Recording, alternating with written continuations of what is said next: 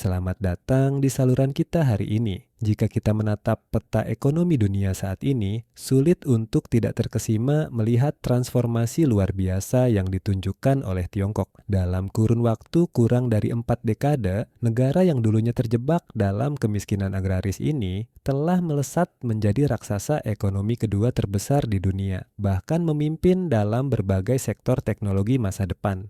Namun, narasi yang sering kita dengar hanya seputar statistik pertumbuhan PDB atau angka ekspor. Jarang sekali kita benar-benar menyelami apa yang sebenarnya terjadi di balik layar, di dalam pikiran dan hati masyarakatnya. Apa yang membuat seorang pengusaha Tiongkok mampu bertahan di tengah badai, dan apa yang mendorong seorang pekerja biasa untuk memiliki etos kerja yang tampak hampir mustahil bagi standar barat. Hari ini, kita akan membedah secara mendalam rahasia sukses ala Cina. Sebuah perjalanan edukatif yang akan membawa kita melintasi sejarah, filosofi kuno, hingga strategi bisnis modern yang sangat kompetitif.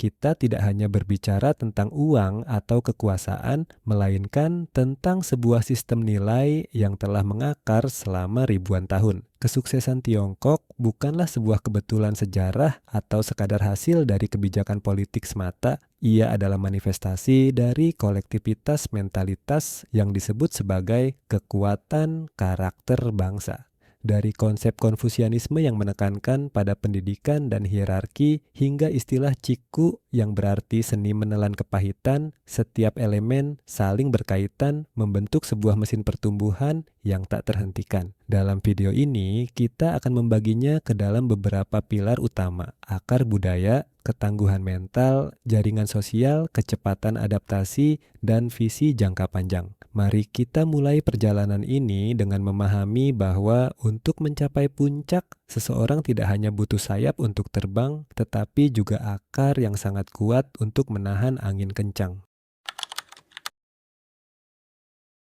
Pilar pertama yang harus kita pahami adalah pengaruh mendalam dari ajaran Konfusius yang telah mendominasi struktur sosial masyarakat Tiongkok selama lebih dari 2 milenium. Bagi masyarakat Tiongkok, pendidikan bukanlah sekadar pilihan atau jalur untuk mendapatkan pekerjaan, melainkan sebuah kewajiban moral dan bentuk penghormatan tertinggi kepada keluarga. Sejak usia dini, anak-anak di Tiongkok telah ditanamkan pemahaman bahwa kecerdasan bukanlah sesuatu yang bersifat bawaan atau genetik, melainkan hasil dari kerja keras yang terus-menerus. Fenomena ini menciptakan budaya meritokrasi yang sangat ketat, di mana ujian nasional seperti Gaokao menjadi penentu nasib hidup dan mati bagi jutaan pemuda. Pendidikan dipandang sebagai satu-satunya eskalator sosial yang paling adil untuk mengubah nasib keluarga dari kemiskinan menuju kemakmuran. Inilah alasan mengapa keluarga-keluarga Tiongkok, bahkan yang paling miskin sekalipun, bersedia mengorbankan segala harta benda demi memastikan anak-anak mereka mendapatkan pendidikan terbaik. Filosofi ini melahirkan masyarakat yang sangat menghargai pengetahuan dan spesialisasi. Di dunia bisnis, hal ini tercermin dalam bagaimana para pemimpin perusahaan Tiongkok sangat mementingkan riset dan pengembangan. Mereka tidak hanya ingin menjual produk,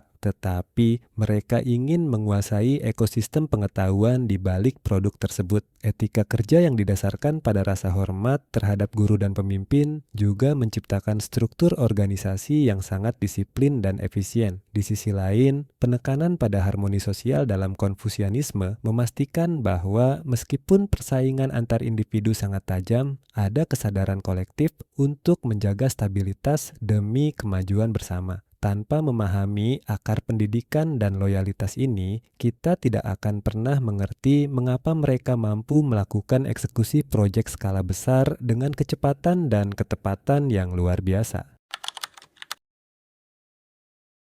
Jika ada satu istilah yang paling akurat menggambarkan ketangguhan mental masyarakat Tiongkok, itu adalah ciku, yang secara harfiah berarti makan atau menelan kepahitan.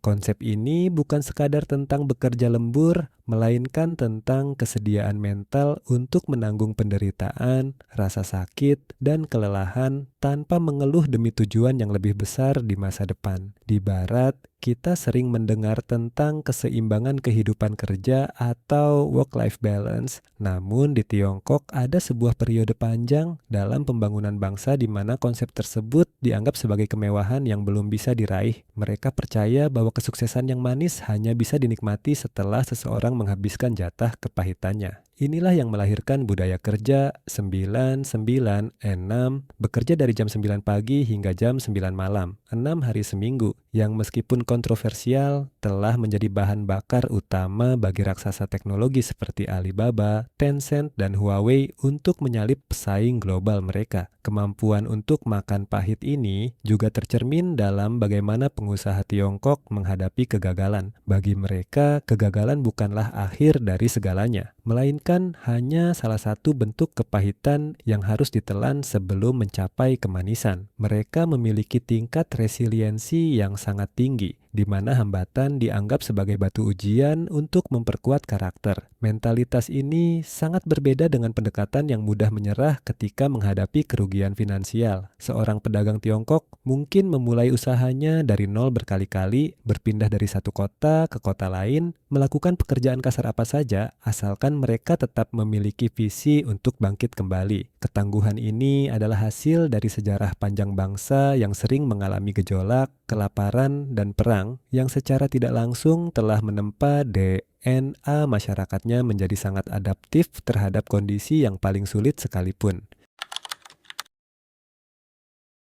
Bergerak ke aspek sosial bisnis, kita akan menemukan konsep guanxi.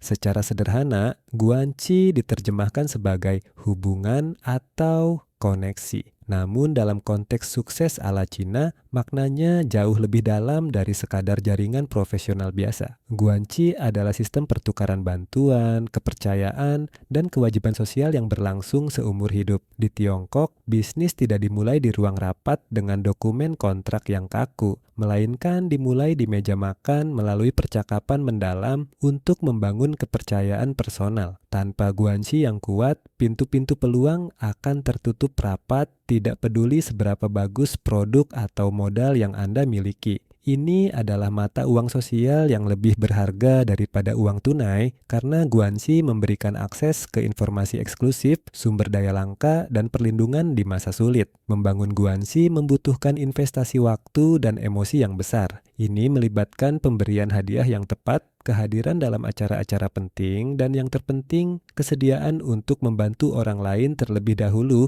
tanpa mengharap imbalan instan. Namun, sekali hubungan ini terbentuk, ia menciptakan jaringan pengaman yang luar biasa kuat. Di perantauan, kita sering melihat bagaimana komunitas Tionghoa saling membantu melalui asosiasi marga atau organisasi perdagangan. Jika satu orang membutuhkan modal, anggota jaringan lainnya akan membantu dengan bunga rendah atau tanpa jaminan, karena yang menjadi jaminan adalah reputasi dan hubungan pribadi tersebut. Inilah rahasia mengapa bisnis keluarga Tiongkok dapat berkembang secara global dengan sangat cepat. Mereka tidak bergerak sendirian, melainkan dalam sebuah ekosistem yang saling mendukung dan saling menguntungkan.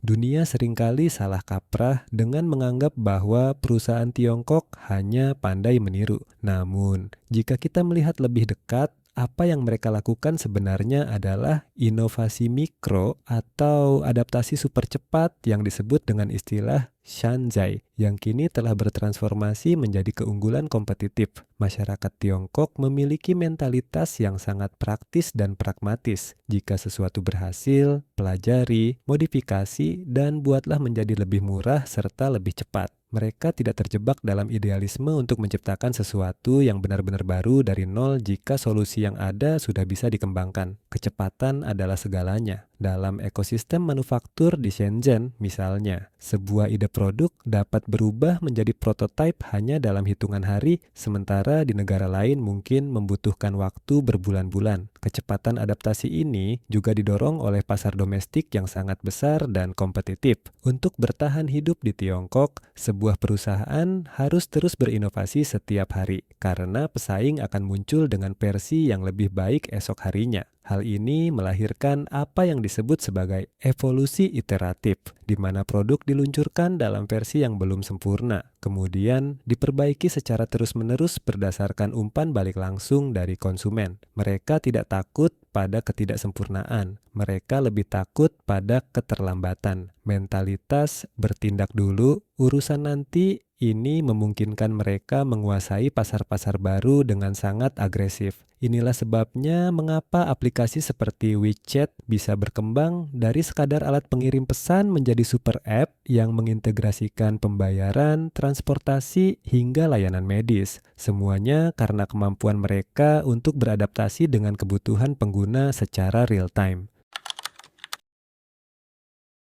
Rahasia sukses selanjutnya terletak pada pola konsumsi dan pengelolaan keuangan yang sangat disiplin. Masyarakat Tiongkok dikenal sebagai salah satu bangsa dengan tingkat tabungan tertinggi di dunia. Ada sebuah pepatah yang mengatakan bahwa orang Tiongkok akan menabung untuk 7 generasi ke depan. Budaya hemat ini bukanlah tentang pelit, melainkan tentang pemahaman yang mendalam mengenai keamanan finansial. Mereka sangat menghindari hutang konsumtif dan lebih memilih untuk mengalokasikan pendapatan mereka ke dalam aset produktif seperti properti, emas, atau investasi pada bisnis keluarga. Dengan memiliki tabungan yang kuat, mereka memiliki daya tahan, cash flow yang cukup untuk menghadapi krisis ekonomi tanpa harus gulung tikar dengan cepat. Lebih dari itu, uang yang dikumpulkan seringkali digunakan untuk melakukan ekspansi bisnis yang ambisius. Mereka memiliki pandangan jangka panjang yang sangat konsisten, yang sering disebut sebagai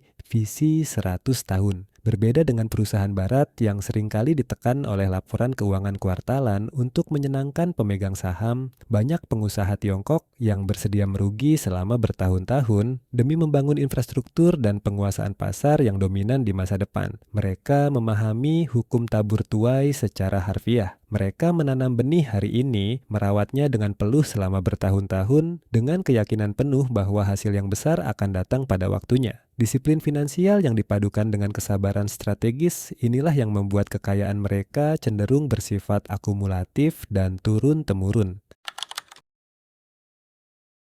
Faktor psikologis lain yang sangat kuat adalah konsep Mianzi atau wajah. Di kebudayaan Tiongkok, menjaga martabat dan reputasi pribadi serta keluarga adalah hal yang mutlak. Kehilangan wajah karena kegagalan moral atau kemiskinan yang dianggap memalukan adalah sesuatu yang sangat dihindari. Namun, sisi positif dari konsep ini adalah dorongan yang sangat kuat untuk sukses sebagai bentuk pembuktian diri kepada lingkungan sosial dan penghormatan kepada orang tua. Sukses bukan hanya tentang kepuasan pribadi, tetapi tentang membawa kehormatan bagi seluruh garis keturunan. Inilah yang menyebabkan banyak orang Tiongkok memiliki dorongan intrinsik yang luar biasa untuk terus maju. Ada beban ekspektasi sosial yang mereka ubah menjadi energi positif untuk berprestasi. Mianzi juga berperan dalam membangun integritas dalam jaringan guanxi. Jika seseorang melanggar janji bisnis, ia tidak hanya kehilangan uang, tetapi ia kehilangan wajah di seluruh komunitasnya, yang berarti ia tidak akan pernah bisa berbisnis lagi di lingkungan tersebut. Ketakutan akan sanksi sosial ini seringkali menjadi jaminan keamanan yang lebih efektif daripada kontrak hukum formal. Dengan menjaga reputasi atau wajah ini, setiap individu berusaha memberikan yang terbaik dalam setiap pekerjaannya. Mereka sadar bahwa mereka membawa nama besar keluarga di pundak mereka, dan keberhasilan mereka adalah cerminan dari didikan serta martabat keluarga tersebut. Sebagai penutup, apa yang bisa kita pelajari dari fenomena kesuksesan luar biasa ala Cina ini? Apakah kita harus meniru semua aspeknya, termasuk budaya kerja yang sangat melelahkan tersebut? Tentu saja tidak harus secara mentah-mentah. Namun, ada prinsip-prinsip universal yang bisa kita adaptasi dalam kehidupan kita sendiri. Pertama, nilai dari kerja keras yang konsisten dan kesediaan untuk bertahan di masa sulit atau menelan kepahitan. Kedua, pentingnya pendidikan dan peningkatan kapasitas diri yang tiada henti. Ketiga, kekuatan jaringan yang dibangun atas dasar kepercayaan dan saling membantu. Keempat, fleksibilitas untuk terus beradaptasi dengan perubahan zaman. Dan kelima, disiplin disiplin finansial, serta visi jangka panjang yang jelas. Kesuksesan Tiongkok mengajarkan kita bahwa tidak ada jalan pintas menuju puncak. Di balik kemilau gedung pencakar langit di Shanghai atau kecanggihan teknologi di Beijing, terdapat fondasi yang dibangun dengan keringat, disiplin baja, dan filosofi kuno yang tetap relevan hingga hari ini. Jika kita ingin mencapai kesuksesan yang berkelanjutan, kita harus berani bermimpi besar, namun tetap berpijak pada nilai-nilai fundamental yang kuat. Ingatlah bahwa pohon yang paling tinggi sekalipun mulanya adalah bibit kecil yang harus berjuang menembus tanah yang keras. Terima kasih telah menonton video naratif ini hingga akhir. Semoga wawasan edukatif mengenai strategi dan mentalitas sukses ala Cina ini dapat menginspirasi Anda untuk melangkah lebih jauh dalam mencapai impian Anda sendiri. Jangan lupa untuk menyukai video ini. Jika Anda merasa mendapatkan nilai tambah, bagikan kepada teman-teman Anda dan tuliskan di kolom komentar prinsip mana dari filosofi Cina ini yang menurut Anda paling menantang untuk diterapkan. Sampai jumpa di video informatif berikutnya. Dan tetaplah semangat dalam perjalanan menuju versi terbaik diri Anda.